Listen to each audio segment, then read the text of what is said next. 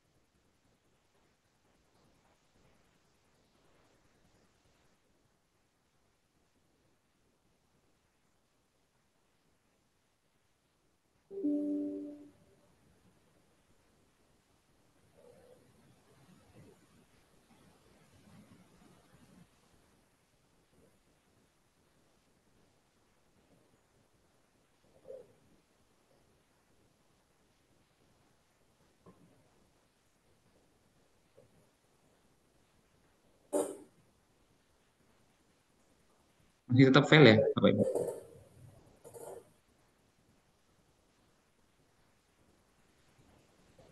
Belum, apakah belum terbuka?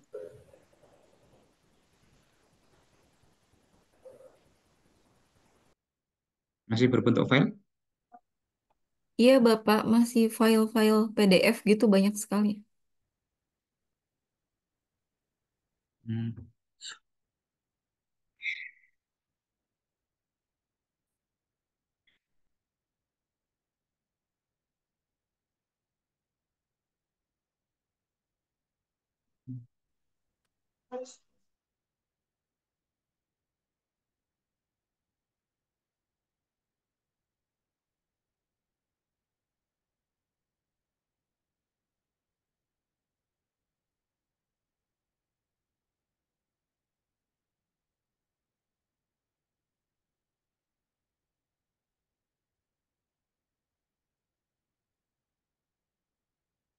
Sekarang gimana? Ya, udah tampil, Pak. Yang hubungan kata dan makna dalam bahasa Arab. Baik, oke.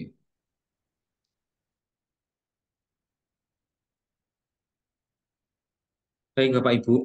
Ini saya ambil contoh satu artikel yang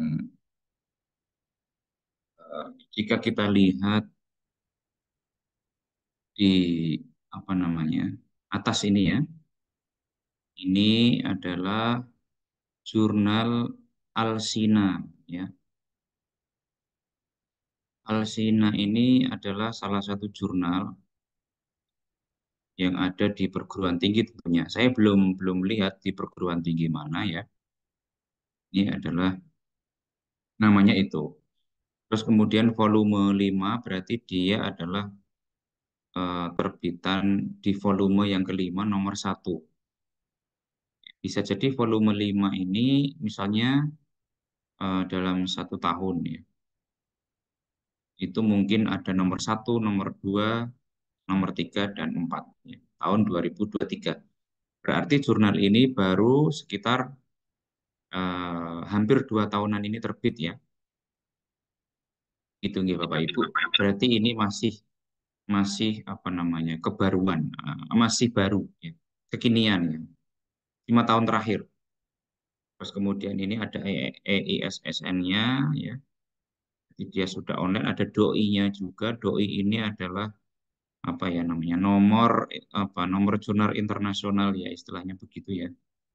Jadi berarti ini sudah kalau sudah ada doi-nya bisa dibilang jurnal ini sudah oke lah ya.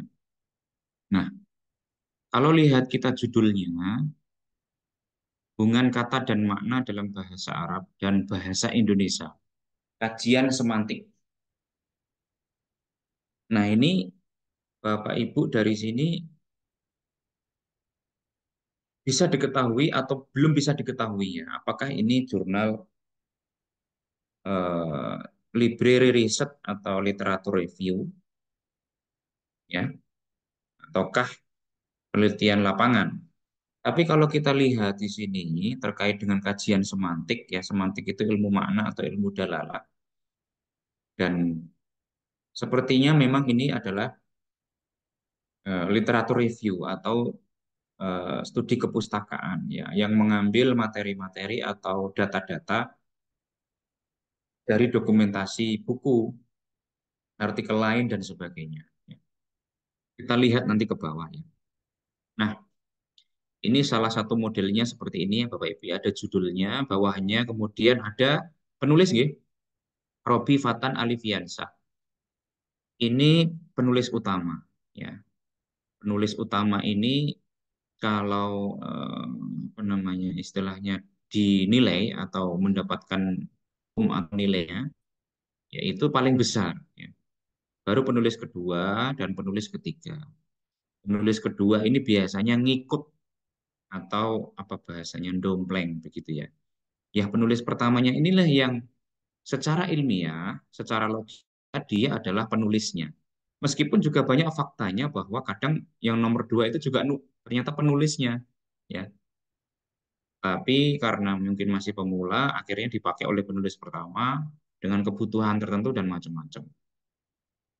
Ini biasa terjadi di mahasiswa S1, biasanya dosennya, gimana kalau artikelmu dimasukkan ke jurnal? Saya penulis pertama, tawar-menawar dulu ya. Akhirnya boleh, ya. Gitu. Tapi kalau mahasiswa cerdas, oh nggak mau Ibu, mohon maaf saya karena yang menulis, saya penulis pertama bagaimana? Gitu. Terus ini penulis ketiga ya. Nah ini dari tiga penulis ini, bisa jadi tiga-tiganya adalah berasal dari UIN Kiai Haji Ahmad Siddiq Jember. Bisa jadi. Tapi juga bisa jadi tidak. Ya. Karena biasanya jurnal itu ada yang memang cukup satu saja dari di antara tiga penulis itu ditulis afiliasinya atau dari mana asal dia bekerja atau dari mana asal dia studinya. Ya, artinya tidak harus semuanya, tapi rata-rata memang semuanya. Kadang nanti ditulis belakangnya koma gitu. Ya, berarti kalau memang seandainya ini adalah eh, secara logika kita ketahui memang tiga-tiganya ini dari UIN Kiai Haji Ahmad Siddiq Jember. Lalu selanjutnya adalah ini ada yang disebut dengan email ya. Email ini punyanya penulis pertama sepertinya ya kalau lihat dari namanya. Baik di sini ada abstrak ada bahasa Inggris dan abstrak bahasa Indonesia. Pak Ibu, tidak semua jurnal meminta dua abstrak. Kadang ada yang jurnal itu cukup bahasa Inggrisnya atau cukup bahasa Arabnya. Tapi memang rata-rata dua. Entah itu bahasa Arab, bahasa Indonesia, atau bahasa Inggris, bahasa Indonesia. Ini abstraknya kita lihat yang bahasa Indonesia ya. Kita lihat susunannya. Dalam abstrak ini, penulis langsung pada tujuan. Jadi penulis tidak memberikan pendahuluan atau tidak mencantumkan latar belakangnya. Kenapa kok tiba-tiba mau nulis itu gitu loh. Dengan judul yang seperti itu. Tapi dia langsung tujuan. Artinya kalau langsung tujuan, berarti fokusnya memang pada langsung rumusan masalah. Kan begitu ya. Untuk mengetahui hubungan antara makna dan kata dalam bahasa Arab dan bahasa Indonesia. Serta korelasi di antara keduanya. Nah, seharusnya kan idealnya dia harus memberikan sedikit tentang latar belakang. Kenapa kok mau menulis itu gitu kan? Kenapa kok mau mengetahui hubungan antara makna dan kata dalam bahasa Indonesia dan bahasa Arab? Ada temuan apa sesungguhnya di dalam kondisi kondisi saat ini dari artikel-artikel yang ditulis ataupun dari penelusuran dokumentasi? Kenapa kok harus dihubungkan antara makna eh, dan kata bahasa Arab dan bahasa Indonesia? Urgenkah kan begitu ya? Pentingkah gitu kan? Lalu urgensinya apa? Kepentingannya apa? Nah, harusnya dia memberikan gambaran sedikit tentang itu. Sehingga itulah menjadi keunikan bahwa penelitian ini atau tulisan ini itu layak untuk ditulis. Namun bisa jadi, ini saya bilang bisa jadi, Bisa jadi memang gaya selingkuhnya tidak minta latar belakang, bisa jadi ya. Jadi dia langsung ke tujuan.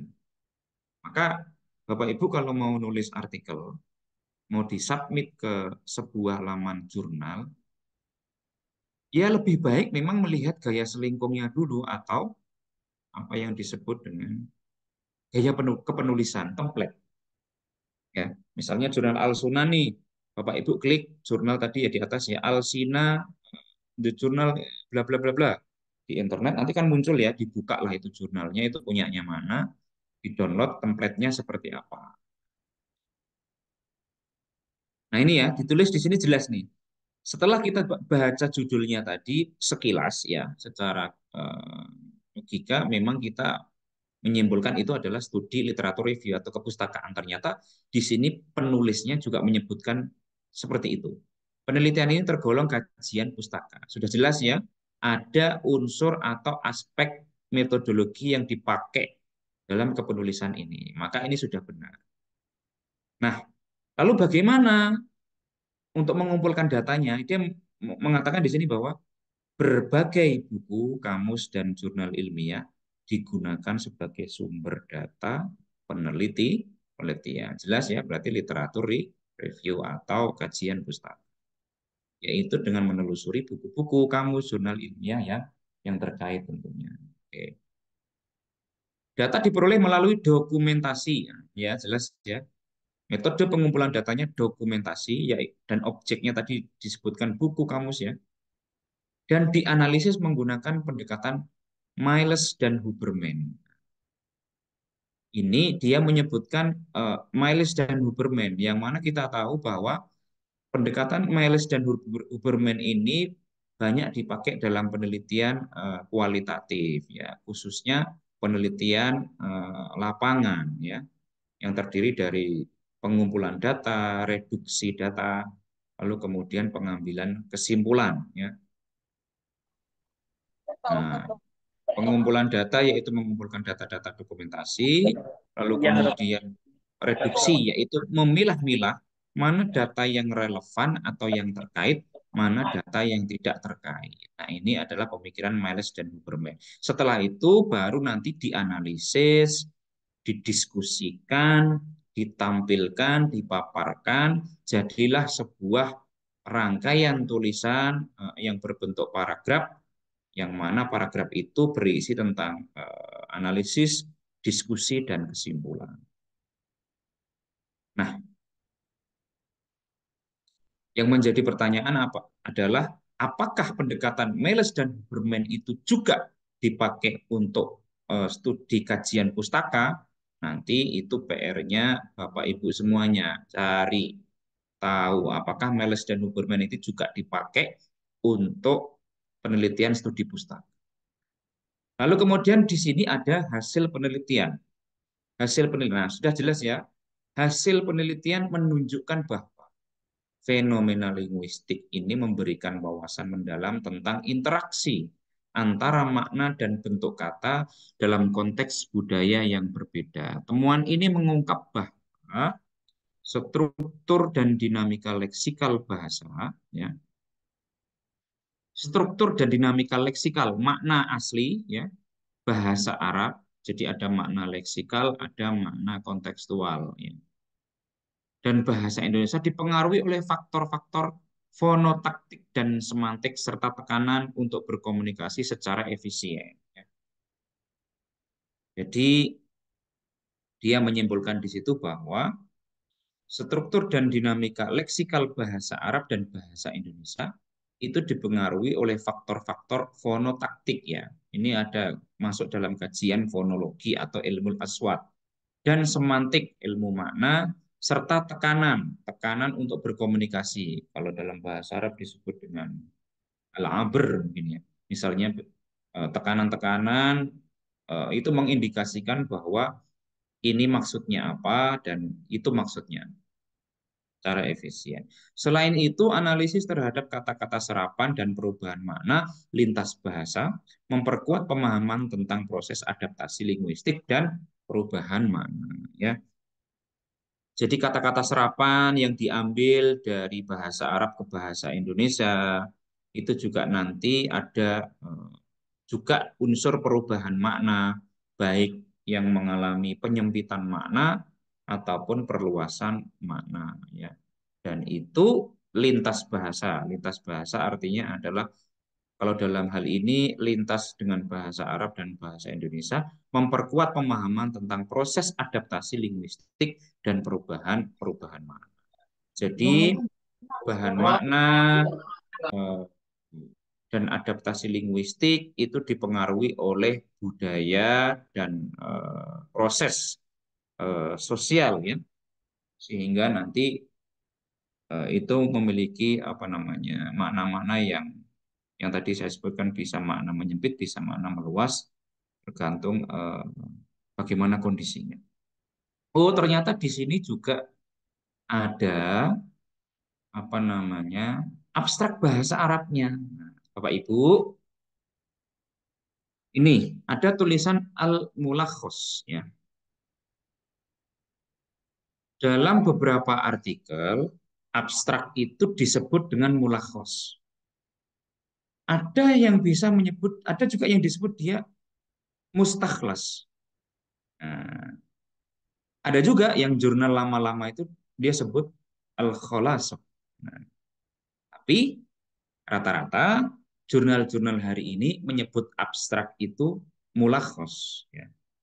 Mulakhos. Nah, ini juga mengetahui dia langsung fokus, ya.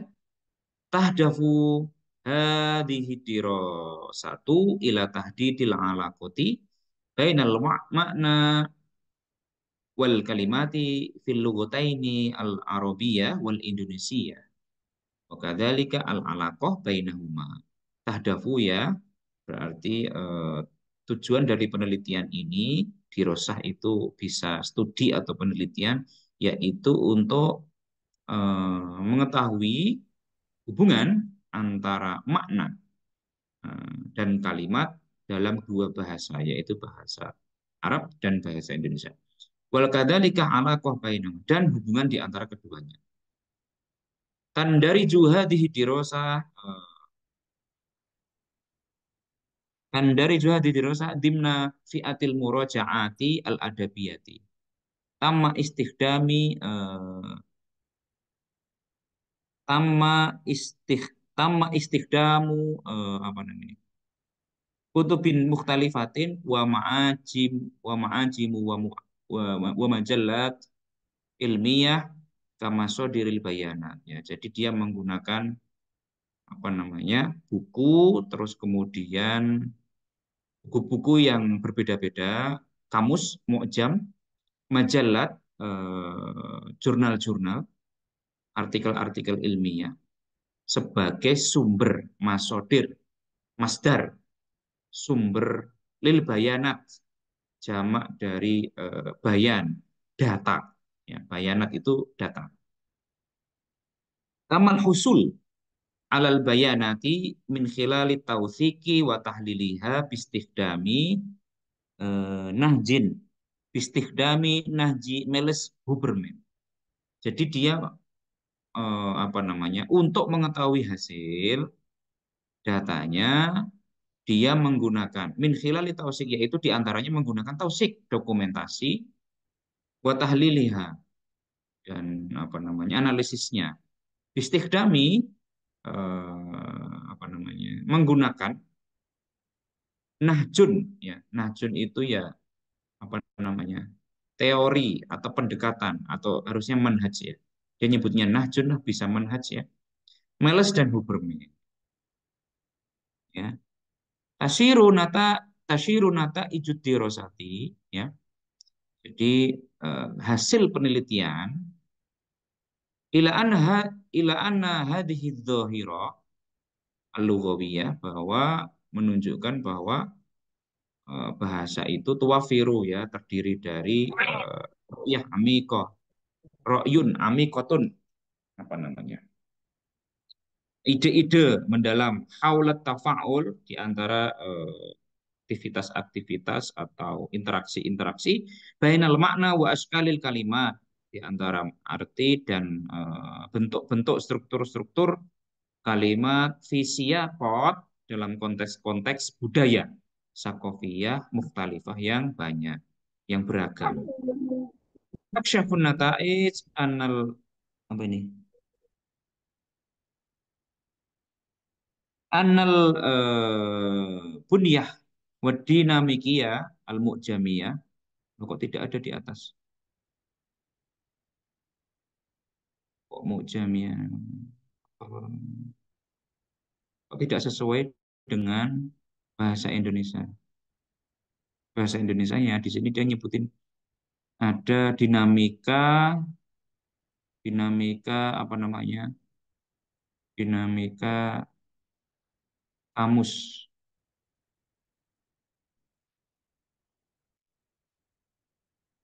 Lil-lughatain ada Arabiyah wal Indonesia tu'assiru bil awamil as-sautiyah.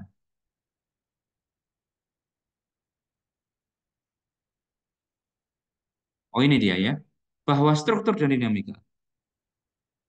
Anata'is anal bunyah, bahwa struktur ya, bunyah itu bangunan struktur ya. Dan dinamika apa tadi di atas? Dinamika leksikal ya. Dinamika mu'jamiyah, dia menyebutkan leksikal di sini dengan kata mu'jamiyah ya. Makna leksikal itu makna kamus atau makna asli, dia menyebutkan dinamika al-mu'jamiyah ya. Jam diambil dari kata mu'jamun ya, kamus, artinya dinamika ya, dinamikiyatul mu'jamiyah itu berarti dia adalah apa namanya, dinamika leksikal ya, bahasa Arab dan bahasa Indonesia. Lughatain lil lughatain al arabiyyah wal Indonesia tata'assaru bil awamil sautiyah, dipengaruhi atau apa namanya? Iya, dipengaruhi oleh faktor-faktor as-sautiyah wad dalaliyah. As-sautiyah di sini disebut fonotaktik. Dia menyebut as-sautiyah wad dalaliyah dan apa namanya? Makna dan semantik ya. Wa kadzalika ad-dhabt, tekanan litawasul, terhadap kata kanan untuk berkomunikasi, litawasuli ya, untuk berkomunikasi bisyaklin fi'alin, secara efisien. Alawatu ala dalika ya. Selain itu, yu'azzizu tahlil kalimat dakhilati al kalimat dakhilah, itu dia menyebutkan adalah kata-kata serapan ya, al kalimat ad-dakhilah wat taghyirat ad-dalaliyah, lalu kemudian perubahan makna abrul lughat ya, lintas bahasa, abro ya, lintas ya, abro internet, melalui internet, lintas ya, lughat min fahmi amaliyat takayyuf, memperkuat pemahaman tentang bahasa al-lughawi wa taghyir ad-dalaliyah ya. Amaliyat takayyuf itu dia menyebut proses adaptasi antara bahasa dan perubahan makna. Adaptasi linguistik lughawiyun. Al-lughawiyu. Lughawiyun atau al-lughawiyu ya. Dia ada alif lamnya jadi ma'rifah ya. Linguistik. Ini sudah ada keyword, ada mulakhosnya ya Bapak Ibu. Keyword ini adalah kata kuncinya. Di situ ada Arabic, Indonesian, Arabic ya, maksudnya adalah bahasa Arab Indonesia. Meaning, makna, semantik, dan word. Dia pakai 1, 2, 3, 4, 5. 5 kata kuncinya. Entah kenapa dia pakai 5 seperti itu ya, nggak masalah sebenarnya ya. Tapi sebenarnya cukup 3 itu nggak apa-apa ya. Misalnya meaning atau semantik ya. Terus kemudian Arabic and Indonesian, itu cukup. Nah ini ada pendahuluan. Nah di dalam jurnal itu bisa menggunakan kata pendahuluan, bisa juga menggunakan kata latar belakang. Kalau dalam bahasa Inggris kita sebut dengan introduction. Dalam bahasa Arab kita sebut dengan apa namanya? Al-kholfiyah, kholfiyatul bahas atau al-muqaddimah gitu ya. Biasanya pakai muqaddimah. Nah, ini nih lihat nih kita kita cek ya. Bapak Ibu kalau Bapak Ibu melihat ini beliau ini nulisnya dia mulai dari bahasa adalah nah, sebenarnya nggak apa-apa begini, nggak apa-apa. Tapi kalau dalam tapi kalau menurut saya ya, itu terlalu jauh membahas tentang bahasa adalah gitu. Langsung saja pada fenomena semantik aja gitu. Dia langsung bahas tentang semantik, bahas tentang eh, perubahan makna ya. Tapi dia memulai bahasa. Tapi nggak apa-apa, coba kita analisis ya. Bahasa adalah salah satu kemampuan utama yang membedakan manusia dengan binatang. Kemampuan berbahasa memungkinkan manusia untuk berpikir eh, dan mentransfer pengetahuan. Oke, jelas ya Bapak Ibu, di sini ada footnote ya Bapak Ibu. Dan dia yang pakai footnote-nya 2022 nih Bapak Ibu nih. Lihat di sini ya. Baru terbit sekitar 2 tahun, 3 tahun yang lalu. Oke, bagus itu ya. 5 tahun terakhir. Setiap komunitas manusia memiliki bahasa yang mereka gunakan sebagai alat komunikasi dan identitas. Bahasa memiliki fungsi sebagai alat komunikasi yang memiliki makna yang dapat difahami. Juga langsung dikasih footnote juga ya. Ada footnote-nya. Dalam satu paragraf dia footnote-nya 3 Bapak Ibu. Ini keren. Saya bilang oke nih gitu kan. Oke. Dalam kepenulisan jurnal bisa dikatakan ini sudah oke. Kalau biasa review, ya ini saya bilang oke gitu. Tapi kalau satu paragraf nggak ada footnote-nya, ya ini bisa dipertanyakan kok bisa nggak ada footnote-nya. Berarti dia mengarang itu, gitu kan, mengarang paragraf. Lalu kemudian di paragraf kedua dia menjelaskan, kita lihat footnote-nya ya dulu ya, footnote 2 dan 3. 2017, 2020, berarti kalau 2017 10 tahun terakhir. 2020 masih masuk 5 tahun terakhir. Bahasa Arab memiliki peran penting dalam ritual keagamaan dan pendidikan di Indonesia. Oh, dia nyambungin nih.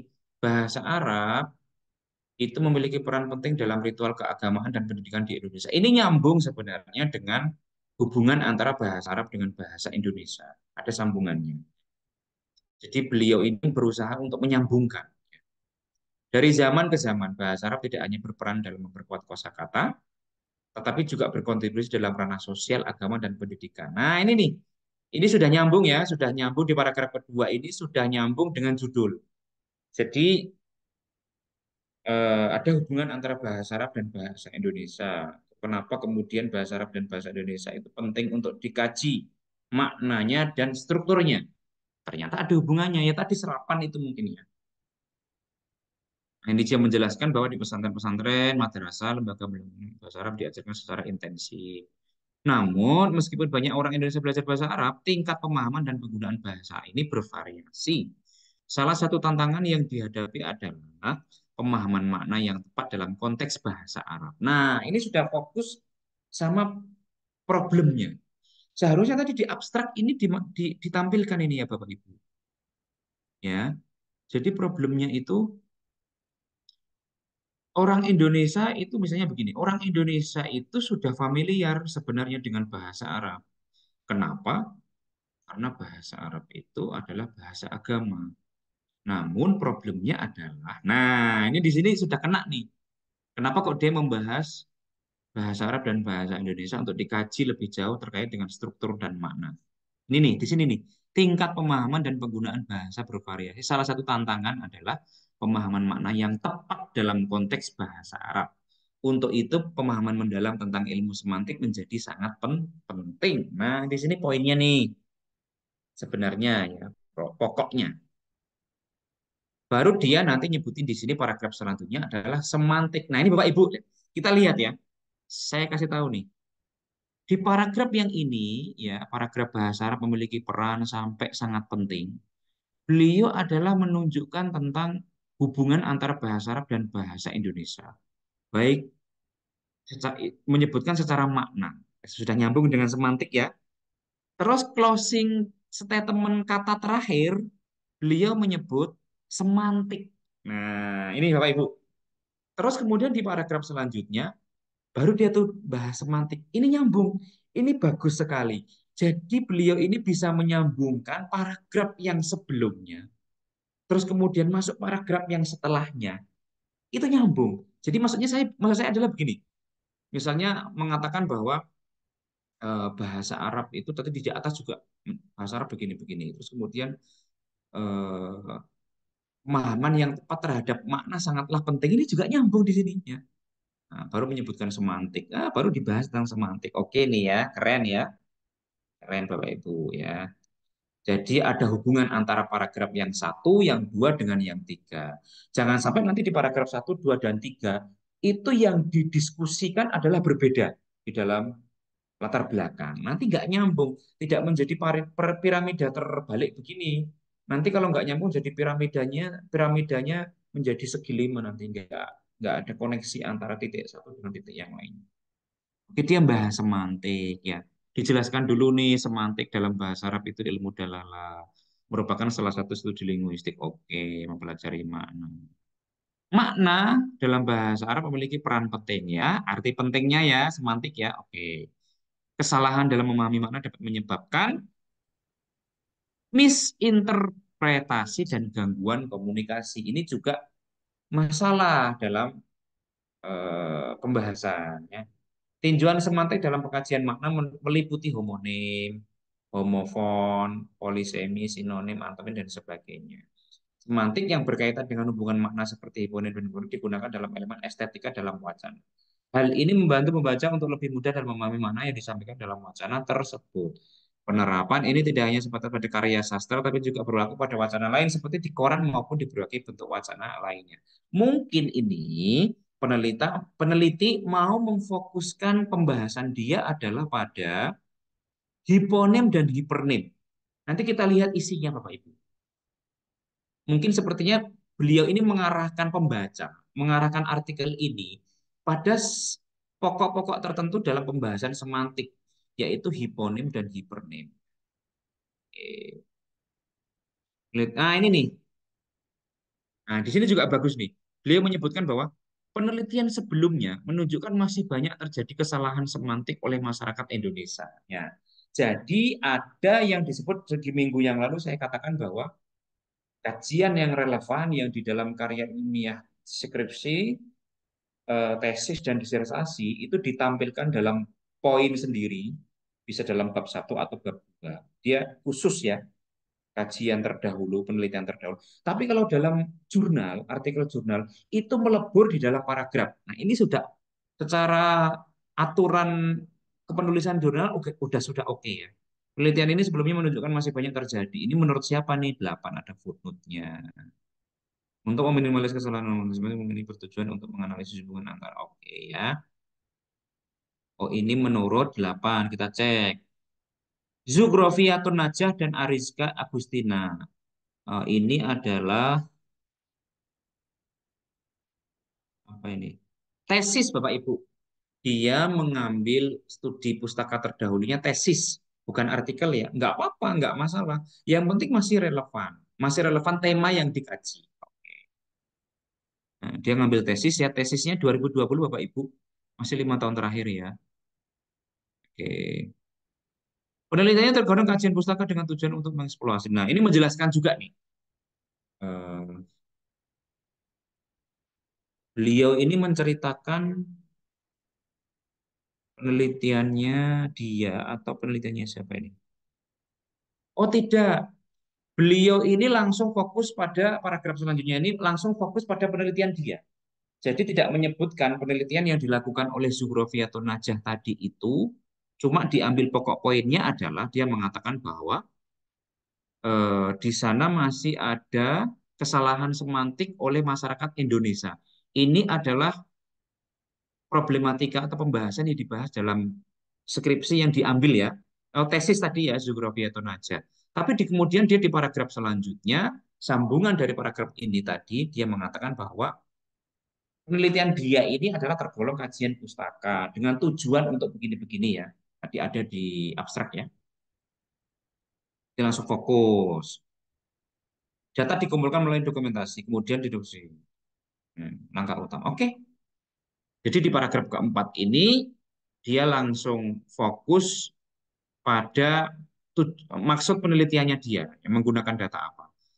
Di paragraf yang sebelumnya dia mengatakan bahwa eh, dengan merujuk pada disertasinya Zuhrofi atau Najah dan Ariska Agustina, dia menyimpulkan bahwa karena ada kesalahan dalam apa namanya pemaknaan orang memahami pemaknaan orang Indonesia terhadap bahasa Arab, dia langsung menyimpulkan ini nih, untuk meminimalisir kesalahan dalam pemahaman semantik, penelitian ini bertujuan untuk menganalisis hubungan antara kata dan makna. Oke, fokus ya.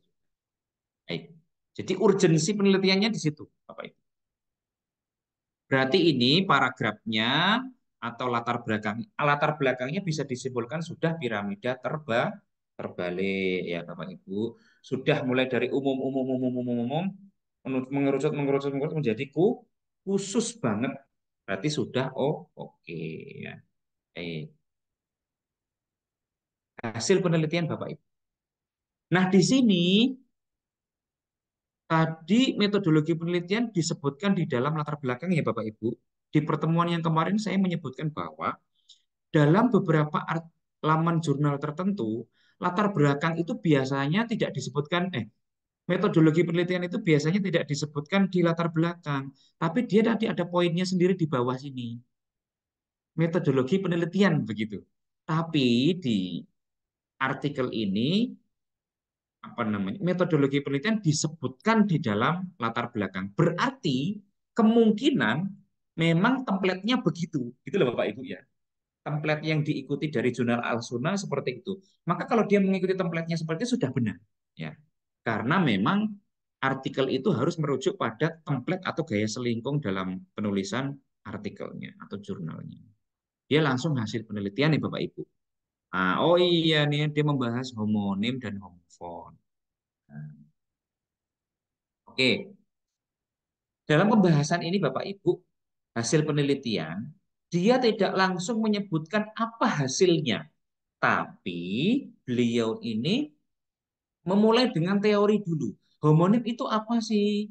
Gitu ya. Homofon itu apa? Ini nih. Homonim adalah kata yang sama bentuk dan pelafalannya, tetapi berbeda makna. Seperti dalam bahasa Indonesia, apel dan apel. Apel dan apel itu Bapak Ibu dalam kajian homonim namanya juga homonim sama eh, katanya ya pelafalannya bentuknya sama tapi maknanya berbeda. Apel apel ya apel bacaan sama katanya ya unsur juga terdiri dari 4 kata terdiri juga dari tidak ada apa namanya perubahannya ya tapi maknanya berbeda ada yang disebut dengan buah dan apel. Ini dia mencontohkan homonim atau kajian semantik bahasa Indonesianya dulu. Dalam bahasa Arab homonim disebut dengan jinas tam atau jenis yang sempurna, yaitu 2 lafal yang memiliki kesamaan dalam jumlah huruf. Nah, hurufnya tadi jumlahnya ya, struktur, urutan, tetapi memiliki arti yang berbeda. Ini fotonya siapa nih kita lihat nih, 11. Beliau mengambil dari Nur Jalila Al-Jasiompu. Oh, ini paper ya Bapak Ibu ya. Paper Konferensi Nasional Malang, UM Malang ya, tahun 2019 ya, 6 tahun terakhir. Proceeding Bapak Ibu. Konasbara, Konferensi Nasional Bahasa Arab punyanya UIN Malang, PPA. Nah ini nih. Dalam homonim dikenal juga istilah homofon dan homofon merupakan 2 kata yang sama pelafalan tapi beda dalam penulisan ejaan. Misalnya sari minuman, sari pakaian. Dalam bahasa Arab, kata as-sailu dapat berarti orang yang meminta. Ya. As-sailu itu bisa dikatakan orang yang meminta atau sesuatu yang mengalir. Begitu pula kalimat la uridu apa namanya? Hmm. La uridu nasuhuka atau nashuka. Ya. Aku tidak ingin menasihatimu. La uridu nushuka atau apa ini ya? Aku tidak ingin kamu menasihatiku. Atau aku tidak ingin kamu menasihati. Aku tidak ingin menasihatimu atau aku tidak ingin kamu menasihatiku. Ya. Berkebalikan dengan homofon. Homograf adalah kata yang memiliki pelafalan yang berbeda namun sama dalam ejaan dan makna. Contohnya,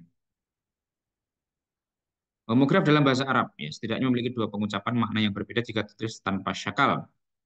Menurut Ulman, homonim mengaji di bahasa homonim ya. Dalam bahasa Arab, kata bait memiliki dua makna yang berbeda, yaitu rumah dan baris syair ya. Itu kalau ini masih kajian hmm, homonim ya, Bapak Ibu. Jadi kita lihat lagi ke atas ya. Kata yang memiliki pelafalan yang berbeda, namun sama dengan ejaan dan makna. Oke, bait memiliki dua makna yang berbeda, yaitu rumah dan baris syair. Bait, bait, bait dengan bait ya. Dalam bahasa Indonesia juga dikenal dengan kata pelafalan yang sama, yaitu bait yang juga memiliki arti tempat tinggal. Kata lain misalnya kalbu bermakna hati, baik hati sebagai organ tubuh maupun hati yang bermakna perasaan. Pada homofon, Iza menemukan kata bahasa Indonesia merupakan kata serapan dalam bahasa Arab. Contohnya ini, kata tersebut adalah sejarah yang merupakan serapan dari kata syajaroh. Kata sejarah dalam bahasa Indonesia bermakna kejadian yang terjadi pada masa lalu. Dan kata syajaroh dalam bahasa Arab bermakna pohon. Ya. Berarti ini mengalami serapan makna. Mungkin mengalami perluasan makna. Yang maknanya syajaroh itu hanya pohon, tapi karena diserap dari bahasa Arab ke bahasa Indonesia menjadi sejarah. Ya. Itu bermakna kejadian yang terjadi pada masa lampau. Entah ini benar atau tidak temuannya, apakah memang ini benar atau tidak, ya kita lihat aja footnote-nya di sini. 15 siapa ini? Membandingkan kata bahasa Indonesia dan bahasa Arab ya. Bisa jadi benar, mungkin itu adalah temuan dari penelitinya kan begitu ya. Terus kemudian ada polisemi, diadopsi dari bahasa Inggris polisemi yang berasal dari bahasa Yunani poli yang berarti banyak atau bermakna macam ya. Ta'adudul makna, bukan ta'adudul zaujat ya Bapak Ibu. Ta'adudul zaujat poligami, tapi ta'adudul makna ya. Maknanya ta'adud berganda, bermacam-macam. Polisemi merupakan kata yang mempunyai banyak makna. Terdapat beberapa kata berpolisemi dalam bahasa Arab yang menggunakan kepala. Nah, ini dalam bahasa Indonesia dapat merujuk pada bagian tubuh. Ya. Makna mana ini masih dalam satu rumpun mana yang saya keterkaitan mana ini membedakan dengan homonim.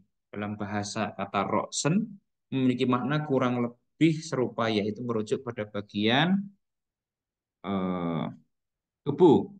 Selain itu, kata tangan, kaki, dan lisan dalam bahasa Indonesia juga memiliki makna yang beragam, namun masih memiliki keterkaitan. Ya, yadun, tangan, kodam, kaki, dan lisan.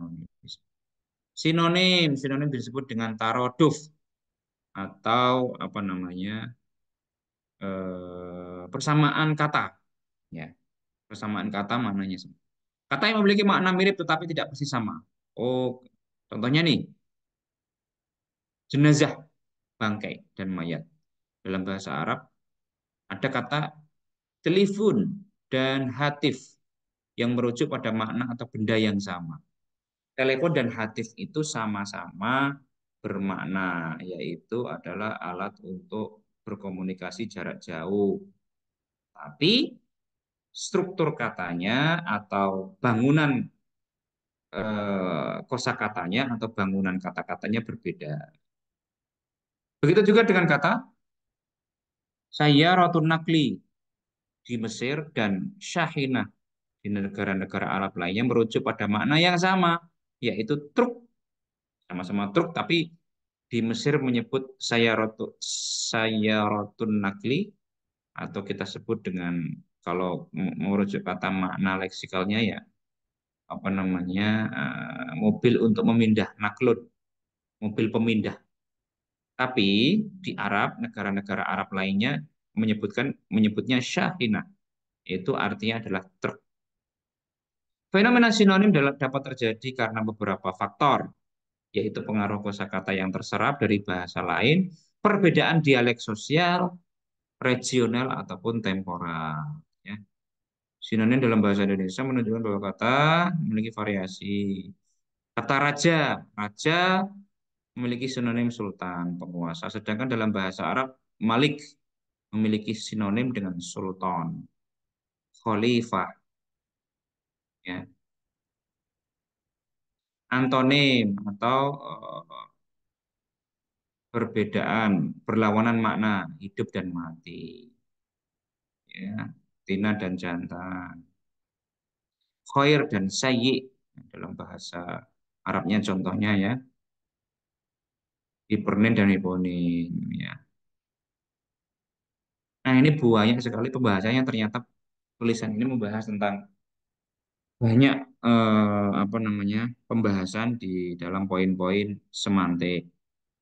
Ya, tapi dia tadi menyimpulkan bahwa ada perbedaan antara bahasa Indonesia dan bahasa Arab secara struktur dan bangunan dan kata serapan yang dipakai ya. Diskusi. Oh, di sini ada diskusi Bapak Ibu.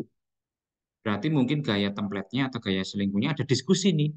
Tadi kan sudah pembahasan, berarti diskusi ini bagian dari pembahasan ya Bapak Ibu. Jadi di atas ada hasil penelitian, ada diskusi. Dia mendiskusikan.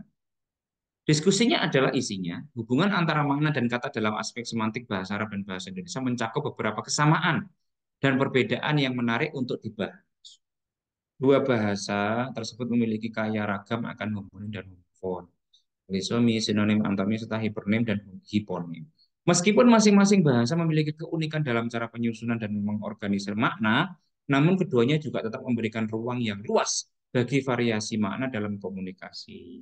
Hubungan antara makna dan kata dalam kedua bahasa menunjukkan ekspresi makna yang mencerminkan kedalaman budaya dan kehidupan sosial masing-masing komunitas bahasa. Jadi kesimpulannya adalah ada hubungan eh, apa namanya, antara makna dan kata dalam aspek semantiknya ya, aspek semantik bahasa Arab dan bahasa Indonesia atau aspek makna itu ada hubungannya. Ya. Mencakup beberapa kesamaan dan perbedaan yang menarik untuk dibahas, yaitu pada poin-poin sinonim, polisemi, homofon, dan sebagainya. Meskipun masing-masing bahasa memiliki keunikan dalam cara menyusun dan mengorganisir makna. Namun keduanya juga tetap memberikan ruang dan luas bagi variasi makna dalam komunikasi. Dan itu dipengaruhi oleh budaya, ekspresi, temporary, waktu ya. Jadi misalnya temporer itu waktu, jarak waktu. Ada dalam misalnya kata, mungkin dulu nyebutnya apa, misalnya sekarang disebut dengan apa ya. Misalnya kayak kata ustadun. Ustadun itu dulu itu orang-orang yang apa namanya? Orang-orang yang memiliki apa? eh, ilmu agama yang bagus disebut dengan ustadz. Tapi hari ini mungkin ustadz itu bisa lebih luas mananya. Orang-orang yang pernah mondok nyantri, orang yang mengajarkan pendidikan juga disebut dengan ustadz. Macam-macam ya. Jadi itu temporer. Temporer itu eh, perubahan makna karena kurun waktu gitu. Nah, ini dijelaskan korelasi homonim dan homofon ya. Jadi ada diskusinya ya Bapak Ibu. Bahasa merupakan cerminan dari kompleksitas budaya ya. Bahasa tidak bisa lepas dari budaya. Maka kalau bahasa Arab tentu nggak bisa lepas itu dari budayanya orang-orang Arab. Bapak Ibu kalau misalnya lihat buku, ada itu satu buku ya Bapak Ibu, Al-Arabiyah Linasyiin, mungkin pernah baca ya Bapak Ibu. Itu budaya di Arab banget tuh gitu kan. Oh ternyata orang orang Arab itu ada al-ayat gitu. Ada dua menceritakan tentang apa namanya? Dua hari besar, Idul Fitri dan Idul Adha. Namun perbedaannya mungkin kalau di Arab itu kalau Idul Fitri itu terus kemudian tidak bepergian jauh-jauh begitu ya. Ya cukup nanti di masjid salam-salaman sudah selesai. Tapi kalau orang di Indonesia, apalagi di Jawa gitu kan, nanti habis Idul Fitri ke rumah tetangga, ke saudara 1 hari full. Nanti setelah itu masih jalan-jalan gitu ya. Tapi mungkin kalau orang Arab budayanya tidak seperti itu, tapi ternyata mereka punya budaya juga. Artinya adalah di Arabialinasi ini tuh nanti disebutkan juga. Nah itu bahasa-bahasa yang dipakai itu Arab banget gitu ya. Tapi itu masih termasuk bahasa Arab yang basit atau mudah untuk difahami ya. Jadi bahasanya nggak sulit ya. Fushah tapi masih mudah untuk dipahami. Oke. Nah ini ya Bapak Ibu ya di sini ya Bapak Ibu ya. Di dalam diskusi itu Bapak Ibu, itu di sini disebutkan bahwa dia semacam membuat kesimpulan. Tapi juga dia tidak melupakan bahwa kesimpulan itu adalah hasil analisis menggunakan pisau teori. Nah ini teorinya Bapak Ibu. Nah ini nih, Lyons menjelaskan. Nah ini adalah teori nih. Lyons. Lyons ini menjelaskan bahwa homonim diidentifikasi jika kata-kata tersebut berasal dari item leksikal yang berbeda secara historis. Jika diketahui bahwa dua kata berkembang dari item yang berbeda pada tahap awal bahasa, maka kata-kata tersebut dianggap homonim. Nah, ada teorinya Bapak Ibu. Jadi kalau kita nulis karya ilmiah di diskusi, itu ada kesimpulan-kesimpulan yang itu berdasarkan dengan teori. Teori inilah yang saya sebutkan sebagai pisau analisis. Maka kalau kesimpulan tidak berdasarkan teori, ya itu menjadi tidak sempurna begitu ya dalam karya ilmiah. Mungkin begitu ya Bapak Ibu. Maka kalau nulis tesis, disertasi kok nggak berdasarkan teori, mah dicoret itu sama pembimbing ya. Kalau S1 mungkin ya, kalau S1 kan hanya menerapkan. Tapi kalau S2 itu harus mengkaji lebih dalam. Bahkan sudah sampai ya, apa yang disebut dengan antitesis. Dia menyanggah teori atau mendukung teori. Kalau S3 itu sudah menciptakan teori baru. Begitu ya, Pak. Oke. Berarti Bapak Ibu besok kalau bikin tesis sudah harus pada namanya pengkajian mendalam dan menelisik dan sudah pada mengkritik teori. Tinggi Bapak Ibu besok ya. Tesisnya sudah sampai pada ke sana. Oke. Begitu Bapak Ibu di sini ada diskusinya, tadi ada unsur pemaparan teori, terus kemudian temuannya apa, diskusinya apa. Ini sudah saya kira sudah sempurna ya artikelnya ini Bapak Ibu ya. Ada juga di sini ada korelasi, saya sebutkan juga ya, didiskusikan di situ.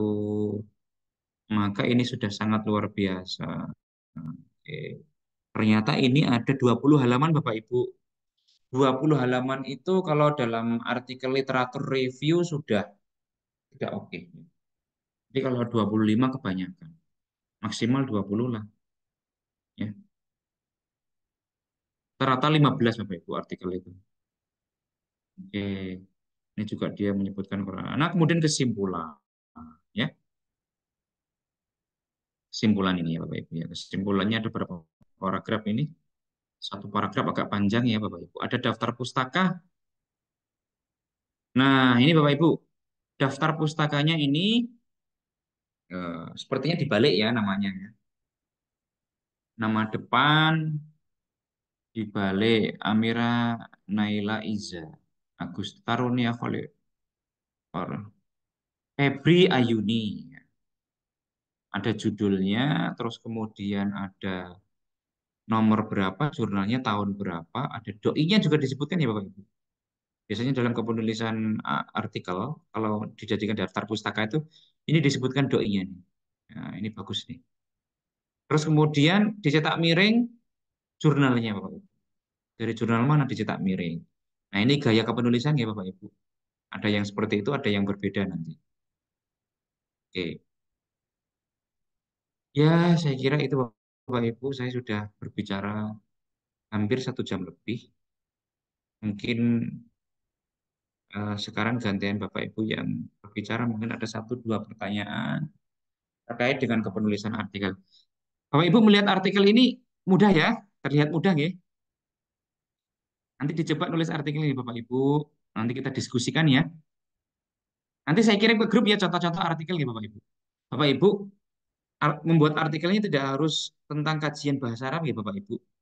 Boleh misalnya terkait dengan keilmuan Bapak Ibu. Misalnya kan ini ada nih Bapak Ibu yang sebelumnya mungkin dari SKI, ada yang sebelumnya mungkin dari PAI, ada pula yang sebelumnya mungkin dari PGMI, nggak apa-apa. Nanti bikin artikel yang sesuai dengan bidang Bapak Ibu aja. Nanti kita diskusikan ya. Supaya S2 ini ya tidak hanya mendapatkan materi-materi terkait dengan ini, tapi juga sudah harus arahnya menulis artikel ya Bapak Ibu. Oke gitu, saya kira apa yang bisa saya sampaikan. Nanti setelah ini saya kirimkan beberapa artikel yang sudah saya download. Nanti bisa untuk di screening model saya tadi begitu ya. Oh, ini latar belakang sudah ada aspek-aspek begini-begini, sudah ada aspek ini, sudah ada aspek problematika yang terjadi, sudah ada tentang pembahasan antara kata-kata yang ada pada judul ya. Ada tadi kata mayornya kan tadi ada semantik, terus kemudian ada bahasa Arab dan bahasa Indonesia disebutkan pula tadi oleh penulisnya. Sehingga itu sudah bagus ya. Kita mereview jurnal apa namanya bahwa jurnal ini sudah bisa masuk pada kategori layak untuk dipublish. Tentu Bapak Ibu, saya yakin bahwa apa yang ditulis oleh beliau ini ketika disubmit mungkin tidak langsung seperti itu. Pasti ditinjau oleh reviewer dan disuruh untuk merevisi kurang apa, kurang apa. Begitu pula nanti Bapak Ibu ketika menulis dan mau disubmit ke jurnal, nanti akan mengalami proses-proses tahapan-tahapan seperti itu. Dan tahapan-tahapan seperti ini adalah tahapan yang saya kira biasa, ya, harus dijalani dan dihadapi. Ya, ini semuanya bukan hal yang sulit, karena memang yang sulit itu sebenarnya bukan prosesnya, tapi kadang yang sulit itu adalah pikiran kita, Bapak Ibu. Kadang pikiran kita itu terlalu menganggap itu sulit sehingga itu menjadi sulit ya. Katanya kan apa yang ada di pikiran kita itu ya akan terjadi pada kehidupan kita. Kalau Bapak Ibu menganggap ini mudah, maka akan menjadi mudah. Pak Ibu hari ini saya berpikiran besok mendapatkan rezeki 1 miliar. Wah bisa jadi itu besok langsung dapat uang 1 miliar. Dapat transferan goib. Ya Bapak Ibu, mohon maaf ya Bapak Ibu kalau saya menyampaikan sambil tertawa, sambil guyon ya. Inilah begini supaya saya tidak tidak cenut-cenut juga Bapak Ibu. Karena dari pagi saya sudah di kampus, sudah macam-macam, malam masih bertemu Bapak Ibu. Mungkin Bapak Ibu juga pulang kerja begitu ya, malam-malam masih kuliah. Ini sudah nggak fokus, Pak, sudah ngantuk, belum mandi pula gitu kan. Makan malam juga belum juga ini suami rewel, anak juga rewel. Oh, Ibu ngerti gitu gitu. Nggih, Pak. Nggih, Bapak. Ya, silakan mungkin ada yang mau bertanya satu dua.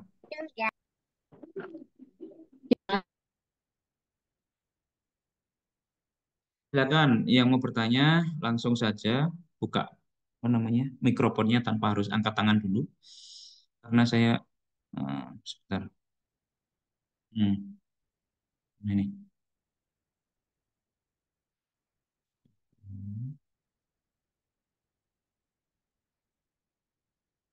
Oke. Mungkin ada yang mau bertanya Bapak Ibu?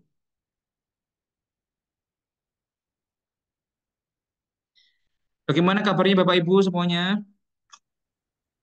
Pangestu, Pak, sehat. Alhamdulillah. Alhamdulillah sehat, Pak. Alhamdulillah sehat, Bapak. Ya, Sehat, Pak. Alhamdulillah yang penting sehat ya Bapak Ibu.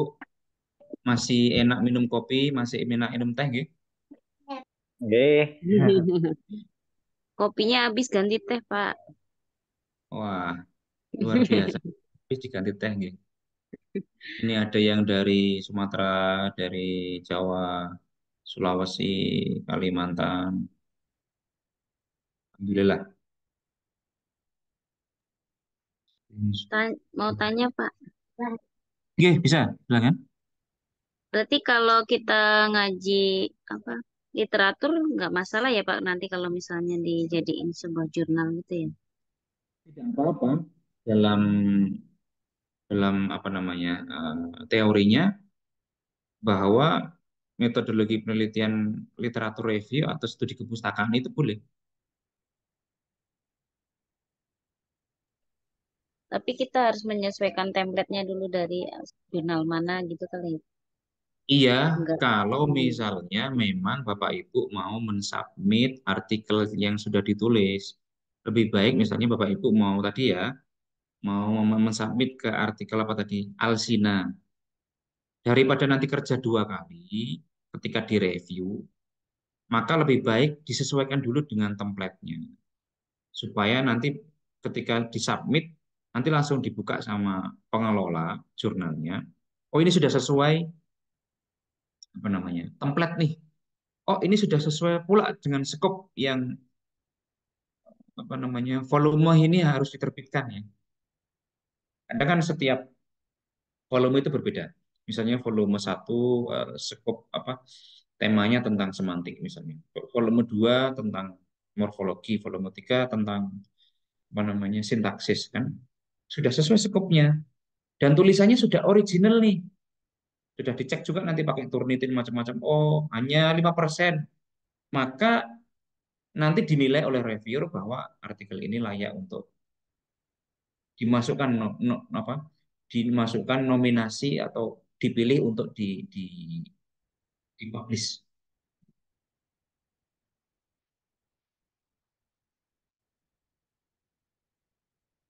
Tapi kalau Bapak Ibu misalnya hanya latihan saja, ya tidak usah merujuk pada template, tapi cukup aja poin-poin pokoknya. Kalau Bapak Ibu mau bikin artikel ya sudah ada judulnya, penulisnya jenengan, nanti bawahnya adalah afiliasi ya, PJJ PAI Syekh Nurjati Cirebon. Nanti bawahnya email, ada abstraknya, ada keywordnya, ada pendahuluan, terus kemudian ada pembahasan.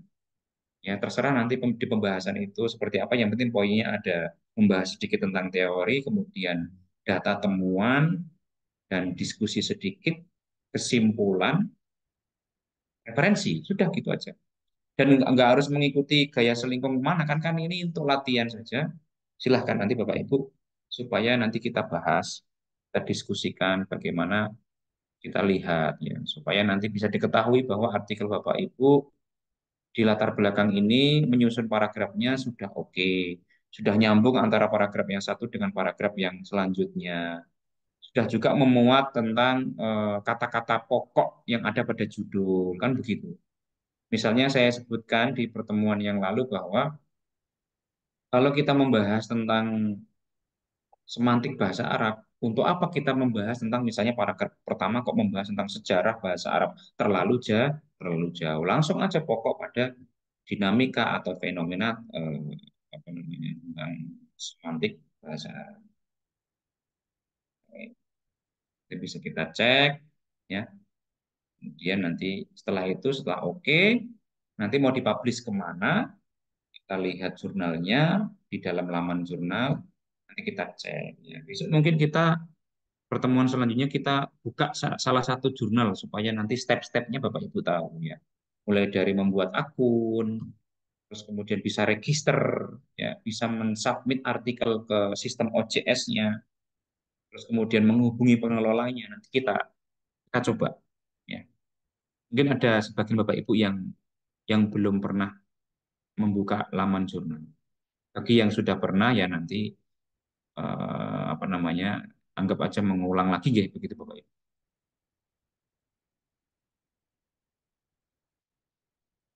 Itu Bapak Ibu semuanya.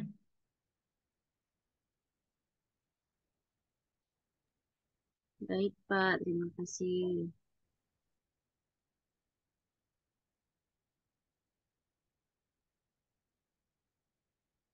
26%.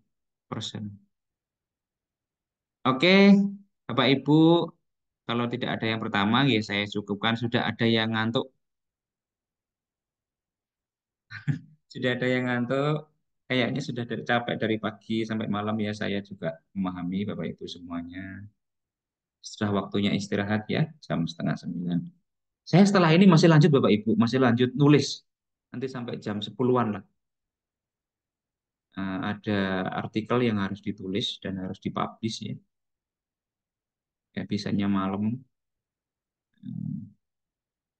Jadi istirahatnya nanti jam 10 sampai jam setengah 4, jam 4 ya.